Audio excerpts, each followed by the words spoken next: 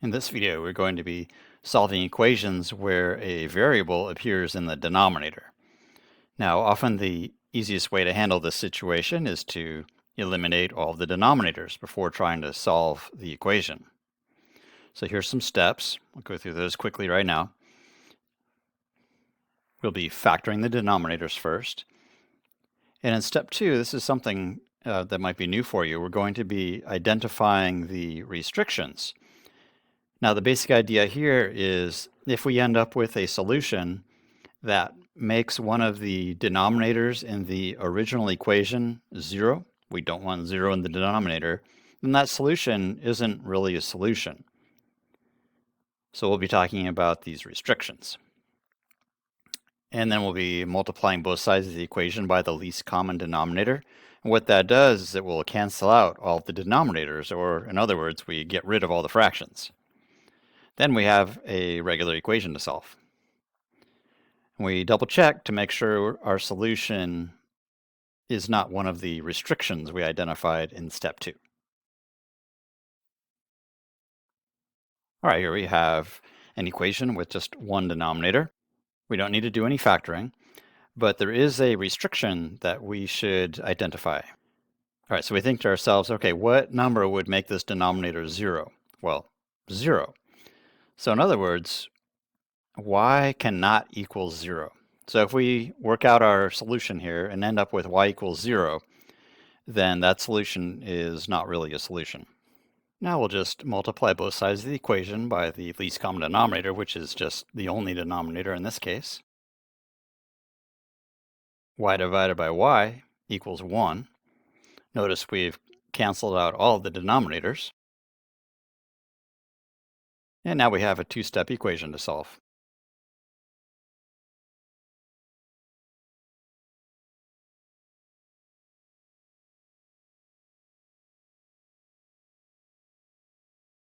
We get y equals 1. That it was not one of our restrictions, so we have our solution.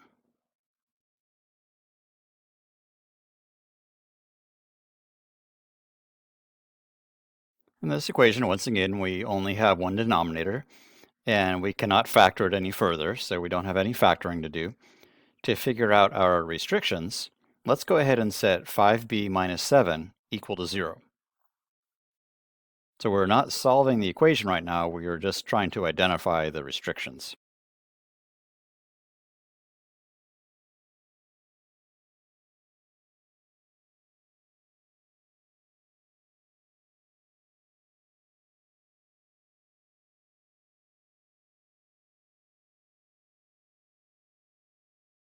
Okay, we just figured out that if we get a solution of 7/5, that would make this denominator equal to 0, which would mean that it's not actually a solution. It would be called an extraneous solution, a solution that's not really a solution. Okay, let's move forward. Let's go ahead and multiply both sides of the equation by 5b minus 7.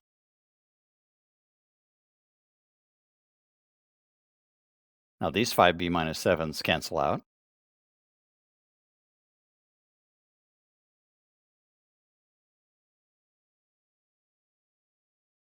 And now we have an equation without a fraction that we need to solve.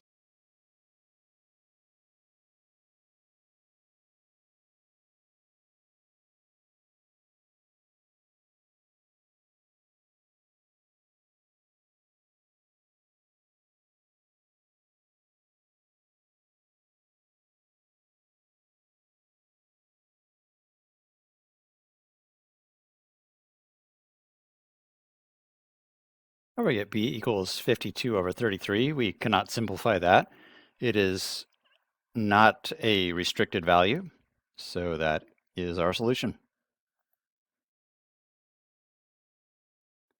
Now, a situation where we have two fractions equal to each other, often it works best just to cross multiply in that situation. First, let's go ahead and identify any restrictions. One of our denominators is 3z plus 8, so we'll just write a little mini equation off to the side here, set that expression equal to 0. We'll solve for z, and that'll be a restricted value, which is what we can't have our solution equal to.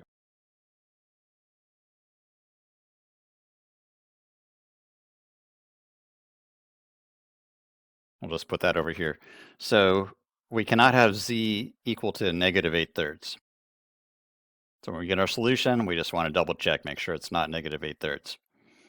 This other denominator is 6. Well, that cannot be 0 because it's 6, so we don't need to check that. All right, let's go ahead and cross multiply. We have two fractions that equal each other. I'm going to move that negative sign up into the numerator just to clarify where it's located. And I'll multiply negative 5 times 3z plus 8. That will be equal to 6 times 7z plus 2. Now we have an equivalent equation. It's the exact same equation as what we started with, it just looks different. Let's get rid of these parentheses by using the distributor property.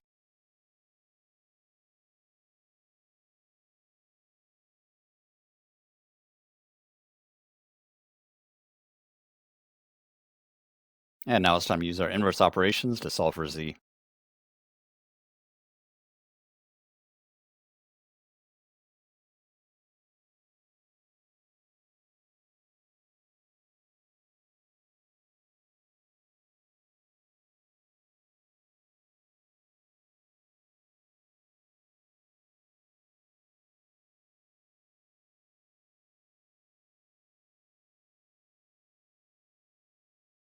Okay, we cannot simplify negative 52 over 57. It's not equal to our restricted value. So we have our solution.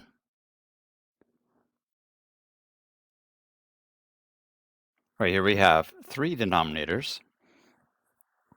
None of them really need to be factored. We could factor the 21. That's equal to 7 times 3. Let's just go ahead and keep that in mind. Our restricted value is we cannot have x equal to 0 because that would make this denominator 0. So let's go ahead and multiply by the least common denominator, which would be 21x. Now when you multiply the left side by 21x, we end up multiplying both terms by 21x. Right, 21 divided by 3 is 7. X divided by x is 1. And 21 divided by 21 equals 1. All right, let's carefully see what we have left. We have 7 times 2 times x. And we have 3 times 21. And 23 times x.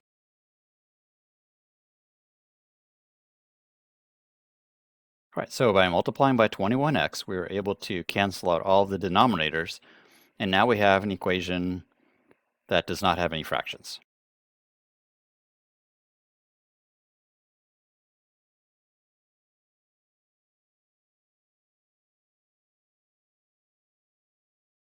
All right, we double check.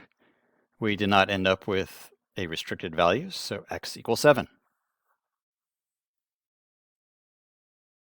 All right, here we have a denominator that needs to be factored. So let's start with that. Now z squared minus 25, you might recognize that as a difference of two squares.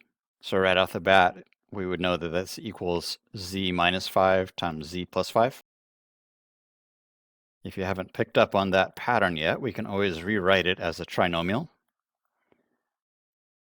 and factor it using, say, a diamond method here. So we're looking for two numbers that multiply by negative 25 that add up to 0. We get 5 and negative 5. I'm going to go ahead and rewrite this equation.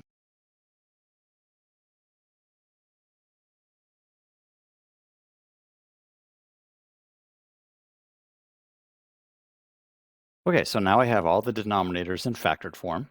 We can think of z minus 5. Since it's the entire denominator, we can think of that as just one solid piece.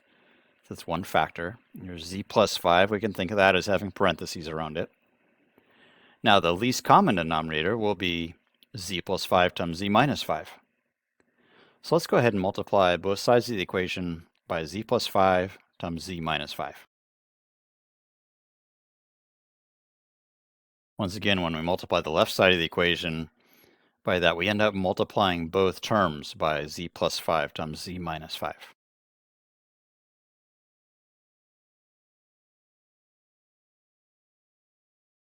Right here, the z plus 5's cancel.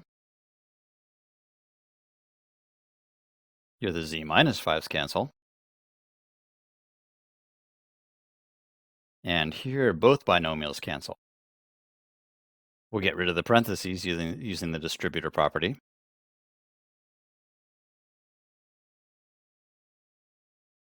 Time to combine like terms.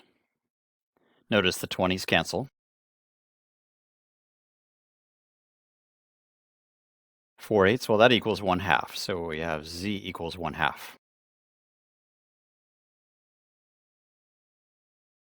We did not check for the possible restricted values here.